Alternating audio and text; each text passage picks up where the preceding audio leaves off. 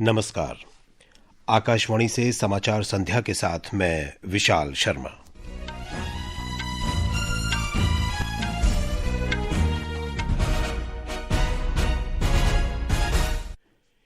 UPI का एक दशक पूरा। दुनिया के सबसे बड़े रियल टाइम पेमेंट सिस्टम के साथ डिजिटल भुगतान में भारत विश्व में सबसे आगे। प्रधानमंत्री नरेंद्र मोदी ने यूपीआई प्लेटफॉर्म की उल्लेखनीय पहुंच और व्यापकता को हर भारतीय के लिए गर्व का विषय बताया। रक्षा मंत्री राजनाथ सिंह ने घरेलू उत्पादन को बढ़ावा देने के लिए डीआरडीओ की विकसित सभी मिसाइल प्रौद्योगिकी भारतीय कंपनियों को हस्तांतरित करने की घोषणा की। राष्ट्रीय सुरक्षा सलाहकार अजित डोभाल और चीन के विदेश मंत्री वांग यी ने पेइचिंग में सीमा मुद्दे और संबंधों में सुधार पर विशेष प्रतिनिधि स्तर की वार्ता की।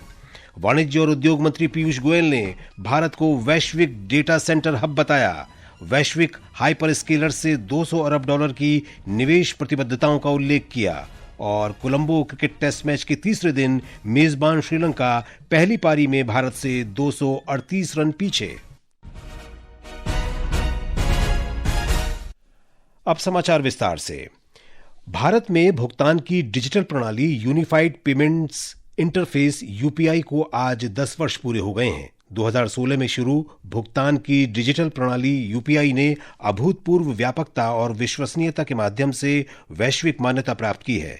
प्रधानमंत्री नरेंद्र मोदी ने यूपीआई की एक दशक लंबी सफलता की सराहना की है। सोशल मीडिया पोस्ट में प्रधानमंत्री ने यूपीआई को भारत के डिजिटल भुगतान सफर का एक महत्वपूर्ण मोड़ बताया। उन्होंने देशवासियों से अपने यूपीआई अनुभव साझा करने का आह्वान करते हुए कहा कि यूपीआई की व्यापक पहुंच और विस्तार पर हर भारतीय को गर्व होना चाहिए।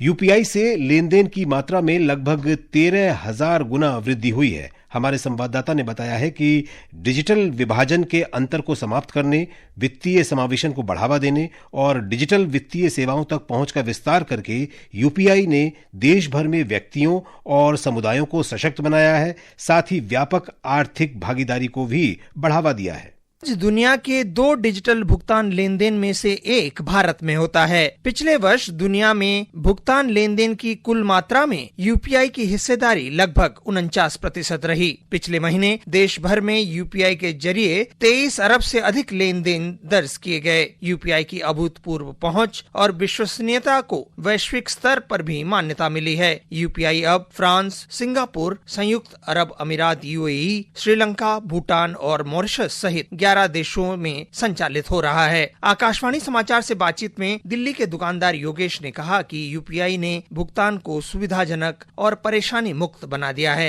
मुझे 10 साल हो गए यूज करते हुए यूपीआई को, और सबसे बड़ी बात है बनने की बात, अगर वॉलेट में पैसे होना हो यूपीआई तो होता ही है। अपने यूपीआई मोबाइल से कर, ये बेनिफिट मिला है। बिहार निवासी सानू भारती ने कहा कि वर्ष 2016 में शुरू किए गए यूपीआई ने लोगों के लिए एक दूसरे को और व्यापारियों को भुगतान करना आसान बना दिया है। एनपीसीआई के द्वारा जो यूपीआई लाया गया 2016 में 11 अप्रैल को, जो 21 बैंकों में लागू किया गया, जिससे हमारे देश में एक डिजिटल सुविधा के माध्यम से हम लोग आसानी से बैंकों में या फिर किसी भी व्यक्ति को पैसा ट्रांसफर कर रहे हैं। महज एक दशक में ही यूपीआई ने देश में डिजिटल भुगतान के स्वरूप और पैमाने को पूरी तरह बदल दिया है। दीपेंद्र और ऋषु के साथ अनुपम मिश्र, आकाशवाणी समाचार, दिल्ली।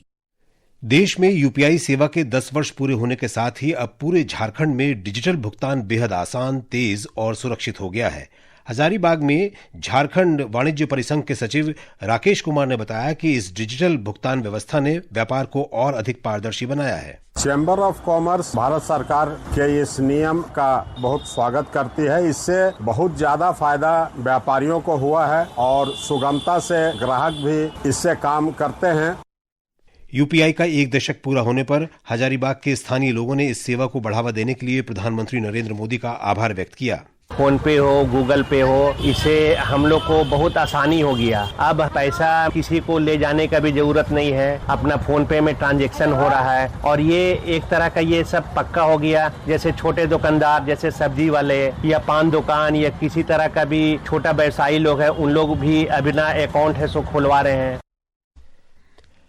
रक्षा मंत्री राजनाथ सिंह ने रक्षा अनुसंधान और विकास संगठन डीआरडीओ द्वारा विकसित सभी पारंपरिक मिसाइल प्रणालियों की प्रौद्योगिकी को देश में उत्पादन के लिए भारतीय रक्षा उद्योग को हस्तांतरित करने की मंजूरी दे दी है।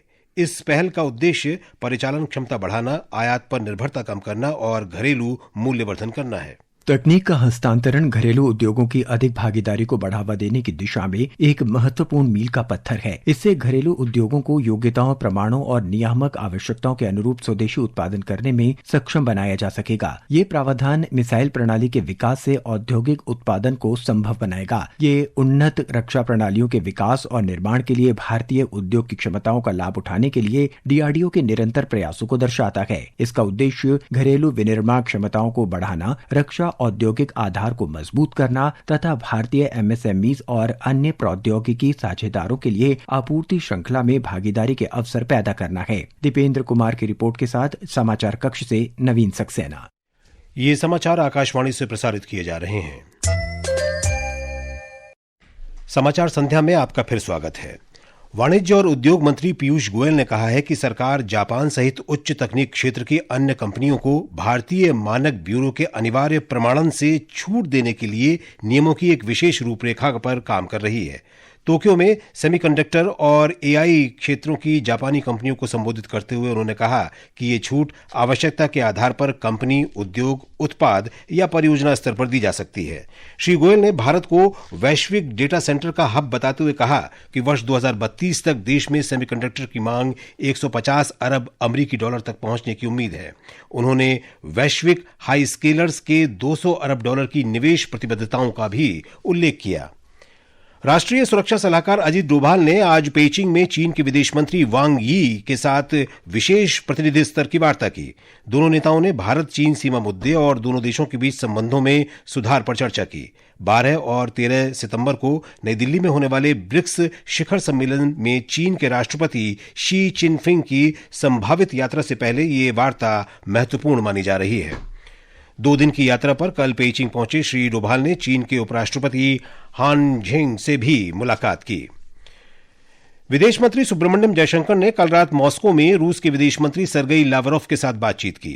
डॉक्टर जयशंकर ने बताया कि द्विपक्षीय सहयोग, क्षेत्रीय संकटों, वैश्विक चुनौतियों और बहुपक्षीय मुद्दों पर व्यापक चर्चा हुई। दोनों नेताओं ने यूक्रेन, ईरान और अफगानिस्तान के वर्तमान हालात पर भी विचार विमर्श किया। इससे पहले डॉक्टर जयशंकर ने रूस के राष्ट्रपति व्लादिमीर पुतिन से मुलाकात की थी। भारत और न्यूजीलैंड ने कल न्यूजीलैंड के वेलिंगटन में आयोजित दूसरी रक्षा रणनीतिक वार्ता में हिंद प्रशांत क्षेत्र को स्वतंत्र, खुला और समावेशी बनाए रखने की प्रतिबद्धता जताई। इस उच्च स्तरीय बैठक में दोनों देशों ने रक्षा संबंधों को मजबूत करने के लिए नए समझौतों और भविष्य की सैन्य योजनाओं पर गहन चर्चा की। भारत और न्यूजीलैंड ने दोनों देशों की सेनाओं के बीच सहयोग बढ़ाने और रोड मैप 2030 के लक्ष्यों को तेजी से लागू करने पर सहमति जताई है। वेलिंगटन में आयोजित दूसरी रक्षा रणनीतिक वार्ता में दोनों पक्षों ने थल, वायु और नौसेनाओं के बीच संयुक्त प्रशिक्षण अभ्यास और स्टाफ कॉलेज साझेदारी बढ़ाने की व्यापक समीक्षा की। इस वार्ता की सह अध्यक्षता भारत के संयुक्त रक्षा सचिव अमिताभ प्रसाद और न्यूजीलैंड के उप रक्षा सचिव रिचर्ड श्मिट ने की। भारतीय प्रतिनिधिमंडल ने न्यूजीलैंड के रक्षा बल के उप प्रमुख और संयुक्त बलों के कमांडर सहित कई शीर्ष नेताओं से उच्च स्तरीय मुलाकात की। इन बैठकों का मुख्य उद्देश्य संयुक्त सैन्य खरीद, परिचालन ढांचों का मिलान और आगामी रक्षा परियोजनाओं के लिए सुचारू समन्वय को सुनिश्चित करना है। सुपर्णा की रिपोर्ट के साथ समाचार कक्ष से मैं मुनीश शर्मा। कृषि और किसान कल्याण मंत्री शिवराज सिंह चौहान ने कृषि डिग्री कार्यक्रमों के माध्यम से युवा छात्रों को प्रशिक्षित करने के महत्व पर बल दिया है। नई दिल्ली में ICAR संस्थानों के कुलपतियों और निदेशकों के सम्मेलन में श्री चौहान ने कहा कि कृषि शिक्षा में आर्टिफिशियल इंटेलिजेंस को शामिल करना समय की मांग है। कृषि शिक्षा के बारे में उन्होंने कहा कि ऐसी शिक्षा कक्षा में नहीं बल्कि खेतों में तथा किसानों के बीच दी जानी चाहिए। आज की परिस्थितियों के हिसाब से एग्री एजुकेशन कैसी होनी चाहिए, आज की चुनौतियां हैं, क्लाइमेट चेंज की हो, ग्लोबल वार्मिंग की हो, बदलती हुई टेक्नोलॉजी हो, नए नए रोगों का प्रकोप हो, मिट्टी का खराब स्वास्थ्य हो, उन सब का समाधान भी ढूंढना है। कृषि शिक्षा प्राप्त करके जो विद्यार्थी निकलते हैं उनका कैसे भविष्य बेहतर हो और वो कृषि को कैसे बेहतर करें, किसानों को उससे कैसे फायदा हो, इस पर विस्तार से चर्चा हो रही है। मुख्य निर्वाचन आयुक्त ज्ञानेश कुमार ने कहा है कि बूथ स्तरीय अधिकारी भारत के लोकतंत्र की नींव हैं। श्री कुमार उत्तर प्रदेश के 2 दिन के दौरे पर हैं। इस दौरान मुख्य चुनाव आयुक्त ने लखनऊ में लगभग 500 बूथ स्तरीय अधिकारियों के साथ एक संवाद कार्यक्रम में हिस्सा लिया। पश्चिम बंगाल में 2 बांग्लादेशी नागरिकों को सिलीगुड़ी के बिधान नगर स्थित एक हिरासत केंद्र में भेजा गया है। इन्हें कल सिलीगुड़ी के पास भारत नेपाल सीमा के निकट पुलिस ने हिरासत में लिया था। पूछताछ के दौरान उन्होंने भारत में अवैध रूप से प्रवेश करने की बात स्वीकार की। उपभोक्ता कार्य विभाग के सचिव निधि खरे ने बताया है कि कांदा एक्सप्रेस दिल्ली में लगभग 800 मीट्रिक टन प्याज लेकर आ रही है।